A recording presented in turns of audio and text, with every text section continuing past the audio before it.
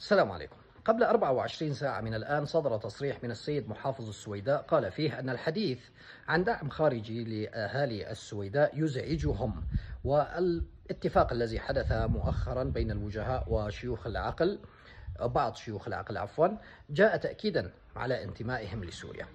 طبعا هنا السيد محافظ السويداء يبلغنا أننا عندما نقول أو إن أردنا أن نقول أن هناك مجلس عسكري بقيادة الشوفي في السويداء طلب الحماية الدولية من إسرائيل، وهناك شيخ عقل اسمه حكمة الهجري طلب الحماية الإسرائيلية، وهناك طلبات درزية من المنطقة هناك لسلاح الجو الإسرائيلي باستهداف الأمن العام والأراضي السورية بضربات جوية، والحديث على أن المقاتلات الإسرائيلية وفقا لطلبات صادرة من السويداء قامت باستهداف جوار القصر الجمهوري، وأيضا مزعوجين لأن مقاتلات إسرائيلية أيضا وفقا لطلباتهم قامت باستهداف قواعد عسكرية سورية.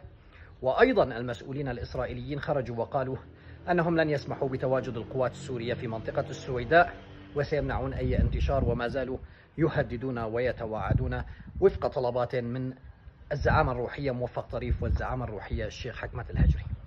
الآن بالنسبة للسيد محافظ السويداء، سيدي المحافظ المحترم، هناك فرق بين الدبلوماسية والانبطاح، وتصريحك هنا أنهم مزعوجين لأننا نقول أن هناك طرف منهم يستدعي الإسرائيلي، فبتوقع ما دبلوماسية، هذا اسمه انبطاح، لأننا نتحدث عن وقائع قد سردتها كل وكالات الأنباء والمصادر، ومن أفواههم سمعنا استدعائهم للإسرائيلي.